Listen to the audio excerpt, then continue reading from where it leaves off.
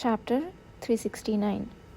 In the darkness, a swift exchange of attacks left a few among the members slightly wounded, but Kishir was untouched, not even a crease in his clothing. The members caught their breath at the sight of a wall collapsed as though bent by a sword, in a very neat ruin to the point where the roof was visible. It was clear to anyone who looked at it was Kishir's doing.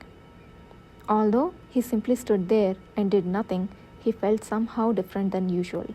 Just holding his sword, wrapped in blue sword energy and suppressing a smile. No one dared approach him. Kishir, gazing indifferently at the night sky through the gap of the broken wall in the silence, withdrew the energy from his sword and seized it a moment later. Only then did the chill that had been lingering around him vanish as if it were a lie. Is everyone safe? Yes. Kishir's cold gaze moved from the blood scattered on the ground to his own hand. He sensed that one more person had been caught besides Graham Wilhelm. But after the smoke cleared, no one was there. Kishir recalled the teleporter from the Star of Nagran that his assistant had met at the Apeto Duke's mansion. It appeared that the young man from the south was here. It's unfortunate, but I will have to postpone returning the favor for putting my assistant in prison. The members looked outside just in case, but naturally there was no sign of the escapees. Kishir handed over the limp Graham Wilhelm to the members and ordered them to clean up the surroundings.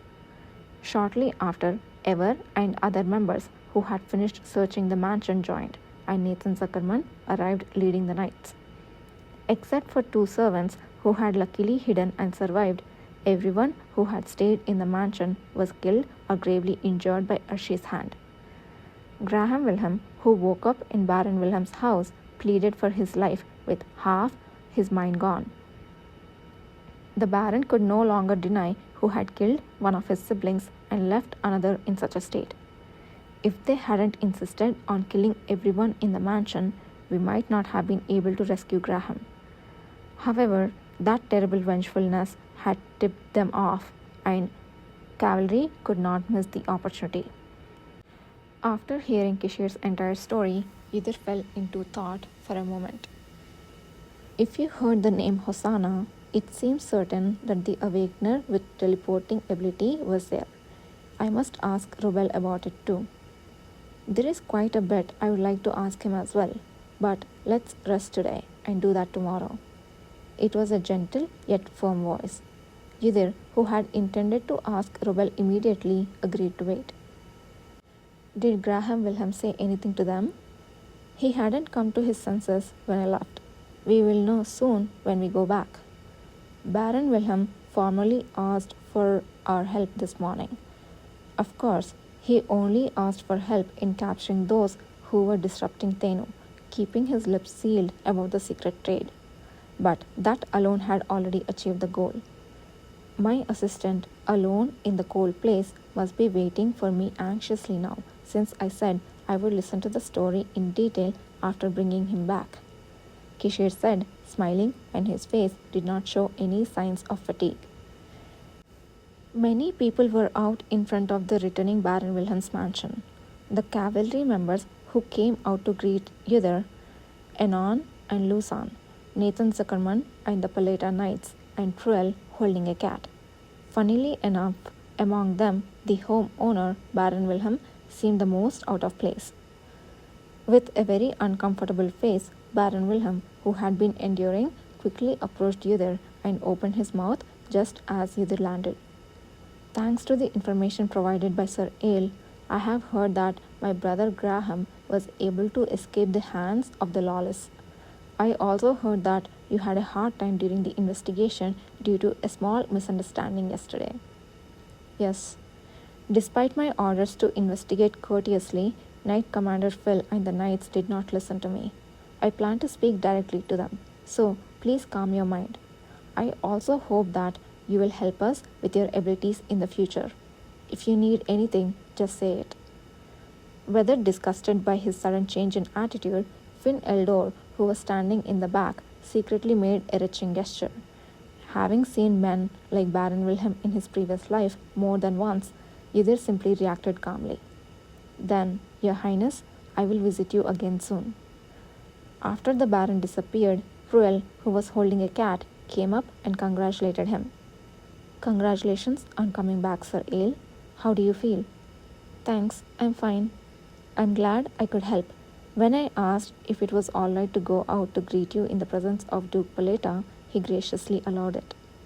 So far, Pruel had maintained the official stance that he had only had personal meetings with Kishir, who had found the cat for him. The fact that he was an awakener, the identity of the cat he had bought, and other details remained a secret known only to Kishir and Ydir. But from today, as the cavalry formally developed into assisting Baron Wilhelm and others, Kishir seemed to intend to reveal his closeness with Pruel a little more. Those who knew that the first prince had gone to the security management team for Ydir yesterday were not as guarded towards Pruel as they were towards Baron Wilhelm. In the eyes of the members who each threw a word of hardship to Ydir, there were not only simple worries and comforts but also some unfamiliar emotions.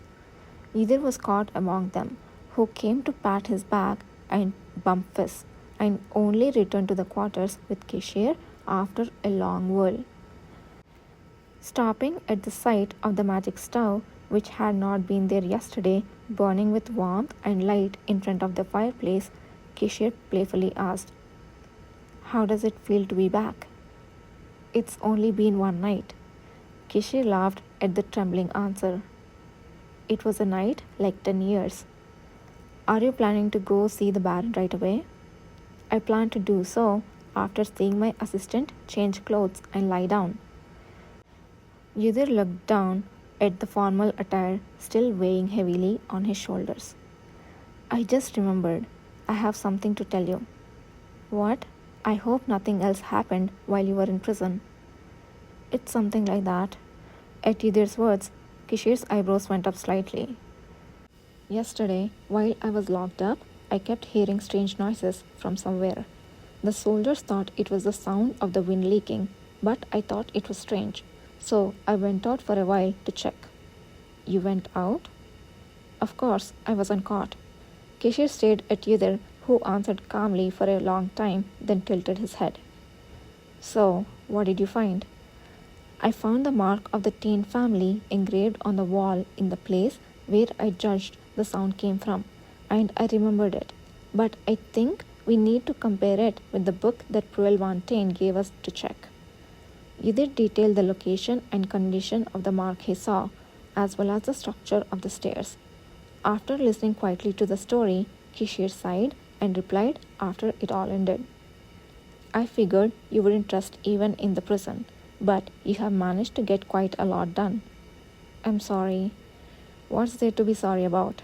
So, how's your body?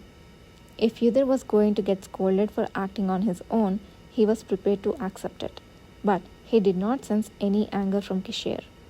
When Ydir replied that his health was fine, Kishir quietly pointed to the place where the change of clothes were laid and ordered him to rest. The security management team has now become our new workplace, so we will look into that part soon. First, wash and eat. I will order Lusan and Anon to come, so you can receive treatment as well. There is no need for that. Ydir, continuing to speak, nodded his head upon seeing Kishir's casual smile. Understood. That's a good answer. The man, smiling a bit more deeply, reached out and brushed Ydir's eyes. Unlike the night before, today his hand felt a little colder. His body temperature had returned to normal. Strangely enough, it was only then that the reality of having returned to truly sank in. Ydir, it seems like you have lost weight overnight. No matter the investigation, how could they be so harsh as to make you spend a night in prison? These people really has no compassion. Why didn't you eat more than that? You usually eat more. Ydir, squeezed between Lusan and Anon for a meal, received nagging under the name of treatment as Kishir had foretold. I already ate bread in prison. Is that all they gave you? They gave me water too.